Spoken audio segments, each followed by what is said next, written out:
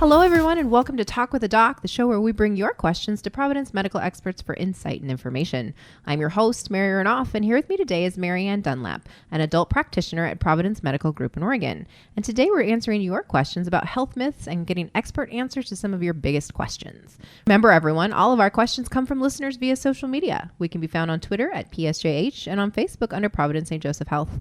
Use the hashtag Talk with a Doc, that's hashtag Talk with a Doc, for a chance to hear your questions on our episodes. Before we start, I want our listeners to know that the information provided during this program is for educational purposes only. You should always consult a healthcare provider if you have any questions regarding a medical condition or treatment. All right, well, let's get started by welcoming back our expert today, Mary Ann Dunlap. Thanks for joining us again. You are welcome. It's good to be here. You're a crowd favorite. Well, today we're talking about myths, right? And what people think they know, what maybe are old wives' tales, that sort of thing. So let's pick back up and talk about, is cholesterol bad for you? What's the difference between good and bad? So overall, the latest thinking, and I'm going to just say the latest thinking because we are evolving constantly on cholesterol and cholesterol issues, and is cholesterol bad for you, and how much is bad for you, et cetera, et cetera. So overall, cholesterol is not bad for you. In fact, we need it for lots of things within our body. It helps us to make cell membranes, and it does a lot of important functions. It helps us to make hormones within our system. The problem is there is some association with excessive amounts of cholesterol and maybe excessive amounts of bad types of cholesterol that may lead to some increased risk of heart attack and stroke. Oh. Yeah. So again, there's even controversy around that in regards to, is there something in our system, like inflammation, for instance, that sort of turns cholesterol bad in our bodies? So that's where the research, I think, is focusing a lot about, is trying to get down to more specifics about if you have a bad cholesterol. So the LDL is considered the bad cholesterol. Okay. If you have an elevated bad cholesterol, is that necessarily going to be a problem for you within your body? And that's where I think the research is focusing, because there are people that have bad cholesterols that don't develop heart attack and stroke, and then there's people who do, and then there's people with pretty average cholesterols that also develop heart attacks and stroke. So they're really trying to pinpoint that. Overall, right now, the state of the thinking is, for most folks, in their diet, eating excessive amounts of cholesterol, or eating cholesterol in general, not monitoring it per se, is okay. You don't necessarily need to monitor the amount of cholesterol you're taking in. For people with known heart disease, that may change a little bit, and they may recommend a lower cholesterol diet or cholesterol-lowering medications. And other people at high risk for heart attack and stroke, they may also make those recommendations. But for the general healthy person, they're not necessarily recommending limiting cholesterol in your diet per se. Mediterranean diet has been shown to be a really great diet for overall heart and vascular health. That's all your blood vessels, in the brain can cause stroke, or in the heart can cause heart attack. And so a lot of cardiologists do recommend the Mediterranean diet, and that is a lower cholesterol type diet, and it has been shown to reduce risk of heart attack and stroke. So there's probably something there. But overall, the biggest issue is what your body makes itself. So genetics, big factor here. Thanks, Mom. Thanks, Dad. Right. So that was much more serious than some of our other health myths, but that one's a tough one. I have to honestly say, we're in a state of really trying to continue to learn more and more about cholesterol. I would say really ask your provider about that for your particular circumstances as a patient or a client. Ask what, my cholesterol is, what does it mean to me in my state of health with my risk factors? Do I have diabetes? That's an increased risk factor, things like that. And then go from there. But overall, if you're pretty healthy, you probably don't need to massively limit your cholesterol in your diet. Good to know. Yeah. Oh, what about Cheerios? Isn't Cheerios famous for lowering your cholesterol? Does that happen? So there is some evidence that eating higher... At least Cheerios tells me that. Oat-based or higher fiber can bind up some cholesterol in the system. And even some medications we've used in the past have had a binding effect on cholesterol to reduce overall cholesterol within the system. we have a lot to learn about cholesterol, but as it goes right now, I definitely think people following the guidance of their individual practitioners on this is really important. Perfect. I like it. And we'll keep letting you know as we learn new stuff. Yeah. Well, that's what I love about our station is that we do always kind of come up with what's trending and what's new and what's innovative. Yeah. And I think it's really being transparent about telling people that there's a lot that we're really looking at right now with cholesterol. It's important. It's a hot topic. It's important. Absolutely. Well, one topic we got a lot of questions about is snoring. If I snore, do I have sleep apnea? Not necessarily. But it is a good indicator that you should probably get checked out. There is just primary snoring disorders, which can be just created by deviated septums and other issues. But it really is important. I think if you do note that you snore, or other people note that you snore, it's probably not a bad idea to talk to your provider about that and see whether a sleep study, either in a sleep lab or at home, sleep studies would be a good idea for you. Oh, and if it changes, right? If you've never snored your whole life and all of a sudden you're snoring. Yeah, and people will notice that a lot, unfortunately, with weight gain. I noticed it with pregnancy, you know, these sorts weight of gain. things. Exactly. Yeah. And it does, and it may alter. So, you know, again, you may have an episode where it happens and then it doesn't, you know, even with colds and things like that. But if it's a persistent issue. Well, what about, this question is similar. Do older people or do men snore more than other people?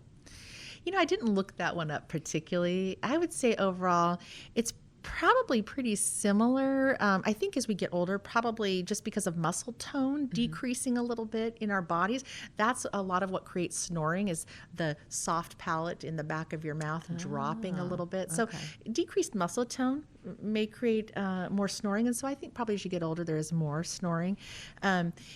Male to female ratio. I mean, we always hear about the men who snore, and it may be that they just snore louder than women. I'm not positive about the statistics on that, but I do know that both men and women snore quite a bit. It's actually a pretty common thing. Yeah. It's not always a bad thing either. No, I mean, it just is. It's just a mechanism of the body. Sure. It's just trying to determine whether your snoring is not good. Well, there's that. Yeah. Well, you mentioned muscle tone. Let's talk about this question. Will my muscle turn to fat if I quit weight training? No. Oh, good to know. Right. Well, that's what I was wondering too, because I haven't been weight training as much as I used to. Well, you're a CrossFit person too. I so am. You really know the muscle training. Oh my goodness. Yeah. So what'll happen is your muscles that have hypertrophied and gotten bigger will just reduce in size. Now, if you quit exercising, you may develop a higher fat ratio then, to fat to lean muscle ratio. But you know, the muscle isn't going to turn to fat.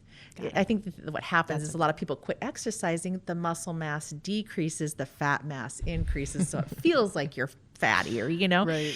But so if you decide you don't want to weight train as much anymore, that's okay. Just keep up the exercise in general and keep your weight stable. Makes sense. And that should be okay. Makes sense. Well, another kind of interesting one we got was, does holding your breath really get rid of the hiccups? So that is an interesting one. It can. There's hiccups are an interesting thing that we don't even know. What are hiccups? Well, it's a reflexive kind of movement of the diaphragm, you know, and it's kind of like it's kind of like a twitch, but a big one of that big muscle.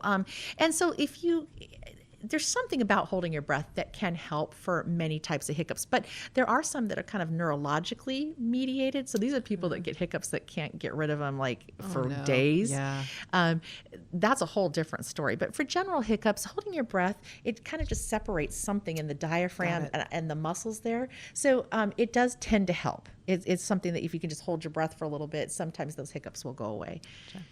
Well, I do love the questions we get on this show, especially on the health myths one. Do I lose most of my body heat through my head? You lose a fair amount. And again, I don't know most of it. It's going to be through any appendages. Okay. So hands, head, even breathing, of course, we lose a lot of our heat through breath. But yeah, I mean, your head is just kind of, it's up there. Wind is going by, so there's that convection, you know, where, you know, all these ways in which we lose heat. If you're bald, it probably matters too. Right. You don't have that protection. I mean, because having hair is in a way like having a hat. And of course, you know, with babies, of course, what's the first thing they do? Slap a hat on them because they don't do a really great job at managing their temperatures when they're just born. So yeah, you can lose a fair amount through your head. I don't know the percentage compared to the other, but covering your head if you get cold easily or if you're going somewhere cold is probably a good idea. Makes sense. Yeah. Well, speaking of weather related, this question is, do I really need sunscreen if the sun isn't out? Yes, for the most part. I mean, there's some situations in where you wouldn't, but it would be hard to know. So there's like indexes that they give you, like 1, 2, 3, 4. That mean nothing to any of us. Right. So I think at level 1, 2, sunscreen isn't needed. But what you have to remember is that it's not the sun per se, it's the UV rays. So you can have UV rays coming through even if it's not sunny. So, I think some of the worst sunburns I've gotten is when I'm fishing and it looks overcast. The worst burns I've had is when it looks cloudy. Yeah. And I'll be like maybe sitting out at the lake or something. But, Right. So the recommendation generally is every time you go outside, put sunscreen on sun exposed areas. That's just going to be the general recommendation. I hate to spring this one on you, so if you can't answer it, I totally get it. But when you get like tinted moisturizer that has SPF in it, is it the same quality of SPF that you're getting if you just put on a regular sunscreen? Do you know? It'll work. I mean, quality versus what's in it. So there's some issues about toxicity and those sorts of things, and which types of chemicals are better than others for sunscreens. And I think overall, most people would say that a physical barrier is better than just a chemical barrier. And by that, I mean things like zinc, things that have zinc in them. That's like a more physical barrier versus like these other chemicals that they use. So I think it depends on what is creating the SPF, what's creating the blockage in there. And a lot of times if it's minerals and those sorts of things, I think those are considered pretty great. But if it says it's an SPF of 30, then it should be an SPF of 30 or 45. Do you know what I'm saying? Right. It's just what goes into making it is probably more about how safe is it. Some people are really particular about that for what they consider safety of what goes on their body. Sure. Yeah. Well, along the same lines, what about deodorant? Because people are asking a lot, is deodorant harmful? And it's the same thing. It's the chemicals. Is it blocking? Does it have metal? Yeah. So this is one of those that I would say there's some controversy about this one because theoretically, putting aluminum on your body, there's never been any real evidence that it causes a problem. But I think theoretically people say, gosh, I mean, could that potentially be an issue? And it really came out, I'll be honest with you, because most breast cancers are in the outer quadrant of the breast. And so that's where they became really concerned. And so they started actually doing biopsies of skin tissues in that area. And they were finding that there was some aluminum that was deposited underneath the skin. And so the idea is like, is that really what is potentially, causing more cancers? The consensus is no. Overall, no. I think it's one of those things that I would say no with the idea of let's keep our minds open. And again, when we talk about risk and harm and that sort of thing, is there any harm in using a natural deodorant? Right. Mostly not, although some people say baking powder, like ones that have baking powder in them, can cause rashes and irritation. So you got to be careful about that. Is there any harm in not using deodorant at all? I was going to ask you, do we really need it aside from a smelling factor? It's really a social construct. It is, actually, yeah. And then remembering too that deodorant and antiperspirant are different. So the aluminum piece is generally the antiperspirant that keeps you from sweating, and then the deodorant piece is really just what kind of makes you smell good. So the smelling good part has been a little bit less controversial than the aluminum piece for the antiperspirant. So if you can find a deodorant alone, you may want to opt for that as well. But yeah, I mean, there's no downside necessarily to not using a deodorant other than social. Yeah, exactly. Social stuff. But there really isn't any solid evidence that's been presented in any good studies that would say that there's real significant problem with using a deodorant, and even with nicks and cuts. So that was the big question. If you have any, women shaving, getting nicks and cuts and that sort of thing, even then they're saying not enough aluminum would be deposited to cause a problem. And aluminum overall has been found to be pretty safe in any way that, like pans and that sort of thing. You'd have to take in quite a bit of aluminum to the point of eating it. Let's not lick it every day, right? Right. Well, I mean, basically they talked about eating quantities of aluminum to make it toxic. I mean, you'd have to eat it. Huh. So again, I'd keep my mind open on that one. But right now it doesn't look like there's anything that would say you should not use it. Well, you just mentioned shaving, and that was a question we got, and I don't know if we gave it to you, but do women need to shave? Is it bad to shave? Is the hair we're supposed to have there for a reason? It really doesn't make any difference one way or the other, except for in how you do it, how you remove the hair. So, there's some inherent risks to shaving or waxing or those sorts of things. They can increase your risks of infections. Basically, is it kind of sort of bottom line. Good to know. Yeah. All So be careful there. But otherwise, I mean, keep your hair, don't keep your hair. There's no reason Your also to choice, remove it. right? I mean, Yeah. there's no significant benefits for removal as well. So there's that. Do you stop growing hair over time? Like, do women in their 60s not have to shave anymore? It all depends. It depends on the woman. I think hair growth thins on in all places where hair grows as Sure, you get sure. older. But usually it doesn't stop growing completely. People with vascular problems, that's one of the first things they might notice, or one of the things not maybe the first, but one of the things they could notice is decreased hair growth on their legs. So that's an okay. interesting thing too. If all of a sudden somebody's not growing hair on the legs, Right. we actually look at that in regards to poor vascular health in Interesting. people as they get older.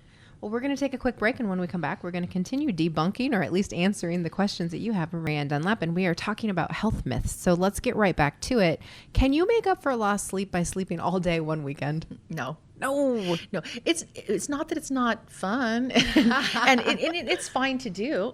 It's fine to do.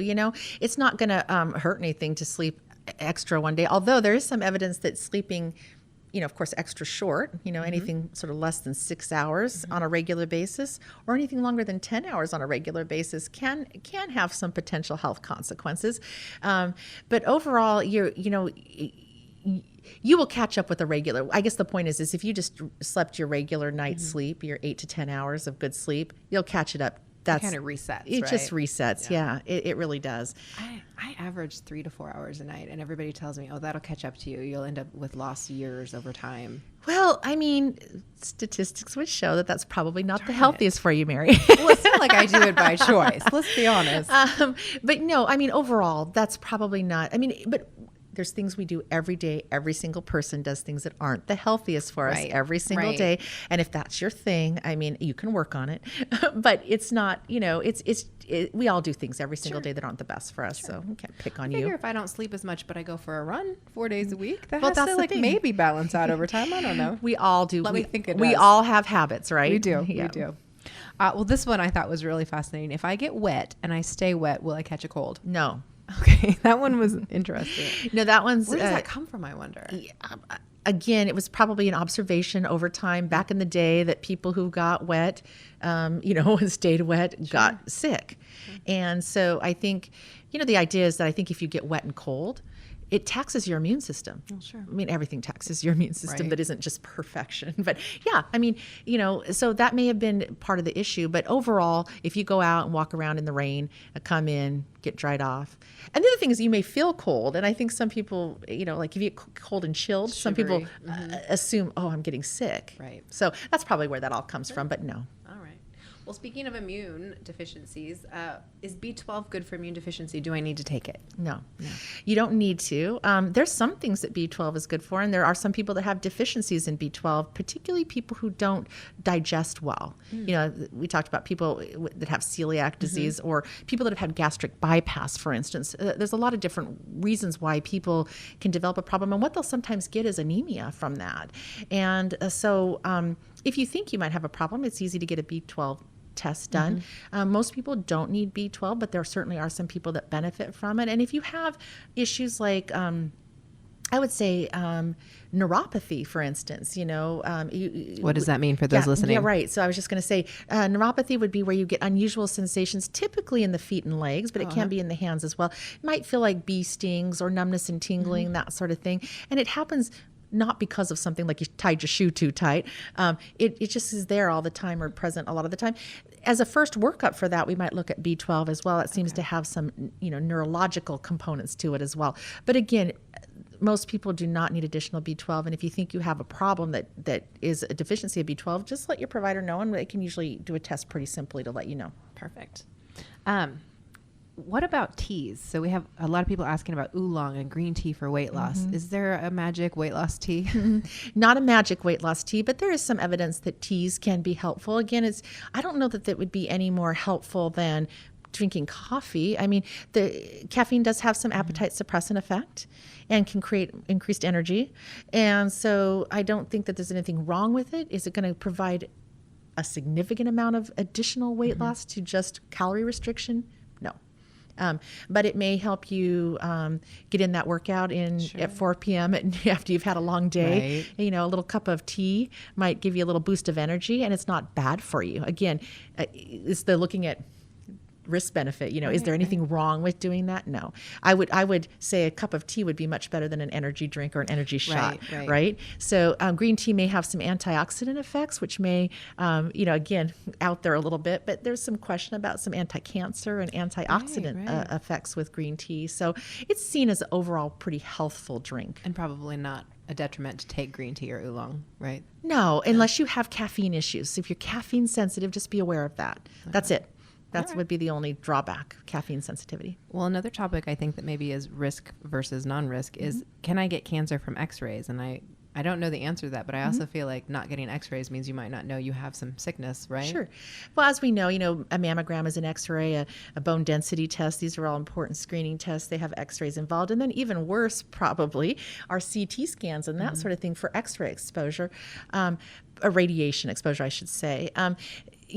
Overall, though, we do try to limit any test because there is some risk of cancer with increasing exposure to radiation. Right.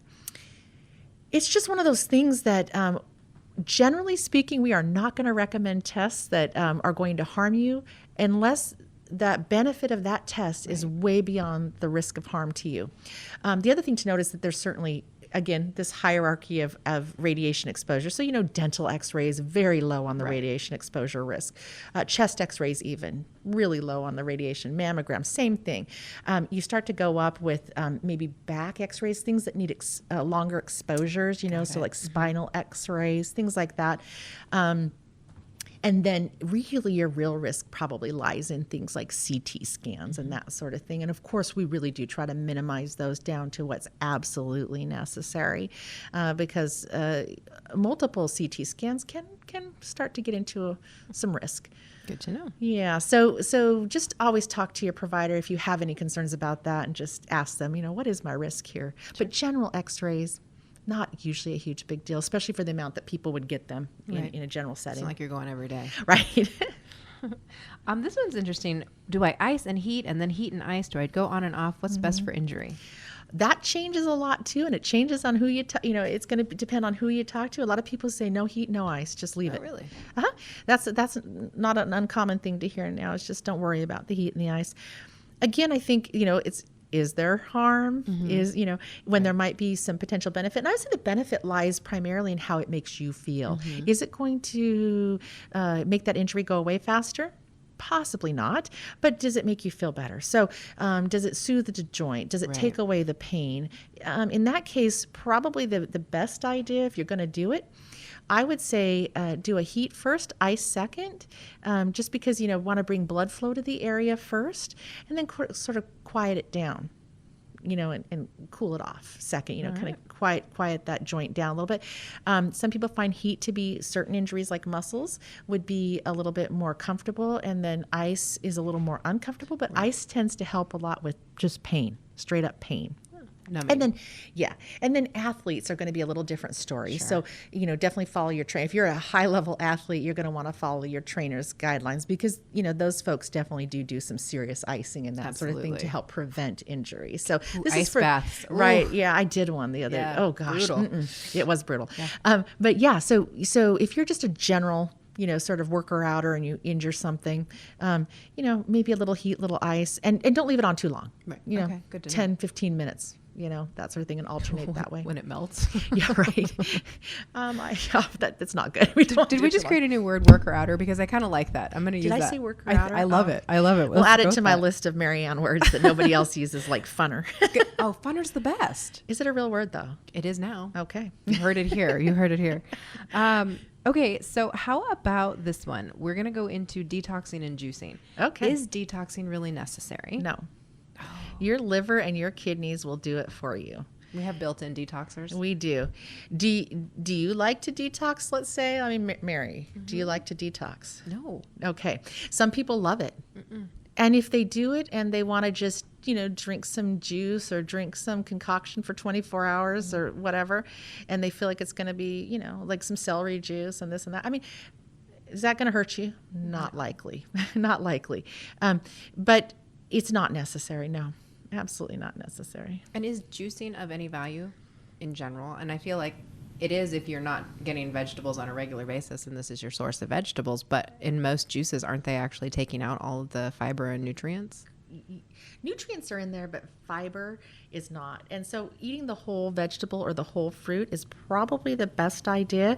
Juicing, I mean, again, is it going to hurt you? Probably not, unless you have some sugar issues and or, and you're doing a lot of fruit juices. Might hurt your pocketbook. But fruit juices, it can be a little troublesome for folks, Yeah. and they can increase weight gain because they're high in sugar content. They have a lot of great nutrients, but just eat the fruit. Yeah. Eat the fruit. And if you're juicing veggies, I mean, I can see a little more gain there from nutrients, but again, you're not getting the whole benefit. I mean, I know people who won't eat their vegetables, but they'll drink a juice, a vegetable juice. Okay, go for it, right? Yeah. I mean, it's going to get you some nutrients. Yeah. Well, speaking of lack of nutrients, does eating a greasy breakfast after a hangover make it better? Not really. And neither does drinking. Hair of the dog? Not really. No. Is there anything good for a hangover? Is it just fluids? Is it? It's primarily fluids and just rest. Yeah. I mean, hangovers are tough. It's the body saying, you poisoned me a little bit. Right. Speaking of detox needs. Right. You kind of messed me up and I don't feel so great now. So really, I mean, the idea is you want to, I know, again, it sounds like when we say drink a bunch of water to flush it out, that sounds again like we're saying detox. It's not really flushing it out. It's just stay hydrated to make sure your cells are all functioning at their best possible level. That's amazing. Let's see. Oh, can you get the flu from getting a flu shot? No way. We actually had a whole separate show on flu shots and the benefit, and that was one of the questions we kept getting from people. Yeah. And I think what the doctor there said was that sometimes either you got the flu shot too late, so you already had been exposed to it and you're experiencing that, or it's just a mild ache or something that you mistake for a flu. Yeah. So, and that happened to me. I actually just procrastinated getting my flu shot, and currently I was working in the immediate care clinics at the time that this happened. Bad decision. Oh gosh, it was a horrible day. I just wasn't planning well. Busy. But anyway, I came back from Christmas, and every single person that walked through that door had the flu. So I said in desperation, "Do you guys have any flu shot here?" Went ahead and took a flu shot and ended up getting the flu, but it was from exposure, obviously. And so the other thing I would say is that it is true that people can have an immune response where their body is actually working on creating antibodies. And that can make you feel a little punky. You know what I mean? That's possible, but it's not going to make you feel like the flu. I will attest to that. Having had the flu, it was not good. It's miserable. I had it was a few years ago. The only year I didn't get a flu shot, I got the flu, and it was miserable. Same thing, and it was miserable. I had always seen like on TV where people say, I'd rather just die. I actually said I would rather just die. And it was a little dramatic, but I was miserable. My drama was I need a Percocet. and I actually laughed because I thought, I'm not walking into the immediate care clinic telling them I have the flu. I need a Percocet. That's hilarious. But I hurt so bad. I felt like I did. I'm not kidding. It was not fun. No good. Never want it again. I have another random one for you. Is putting butter on a burn okay for the burn? So I think if you have properly watered it down, so if you've run it under cold water and you're sure that the skin is no longer burning and it's a mild burn, so we're talking like 1st degree burn here, maybe a little teeny blister, but not much more than that. You didn't lose skin. Water it down first. Get it under cold water. Stop the burning from occurring. After that, if a little bit of butter or coconut oil makes it feel a little better, I don't see how that's going to hurt you as long as you don't have a broken open skin. Skin, okay. Right. You don't want to put it on an open skin wound. But I mean, if it creates a barrier, the idea is you could put Vaseline on it, whatever. Okay. That's creating a physical barrier that's not allowing the air to hit it, and it makes it hurt less. Even a bandage of sorts would do the same thing. But yeah, that's really what you're doing with that. Stopping the air. Right. Physical barrier. How about this one? Because I know you're a CrossFit person and you also run. Is doing HIIT training over longer form workouts actually better for you? There's some evidence that it probably has some benefit. Again, it's what your goals are. You know what I mean? So the thing about it's nice is you can also incorporate some strength training in an interval type situation. So you can put some burpees in there. You can put some push-ups in there. You can put pull-ups in there. And those are going to be strength training along with your cardio all together in one shortened version of a workout. It also creates increased heart rate variability, and there's some benefit cardiovascularly to that, both in heart health as well as your endurance. So it can be a good training for running. You know, so do you have to train to run a 10K by running 10Ks and running? Right. Not completely. You can do some interval training, and it's a good training method for running as well. So it's a good cross training method. Says the woman who runs 10Ks. It's amazing. I love it. I can do a 5K, and that's my max. Well, I know you could do a 10K, but we'll talk about that my later. brain doesn't know. We'll talk about that later. Awesome. Well, Marianne, thank you for joining us today, and to everyone for listening and sending in your questions. We look forward to future topics with more experts from Providence. Make sure to follow us on social media at PSJH on Twitter and on Instagram, and under Providence St. Joseph Health on Facebook. To learn more about our mission, programs, and services, visit future.psjhealth.org. Thanks for listening.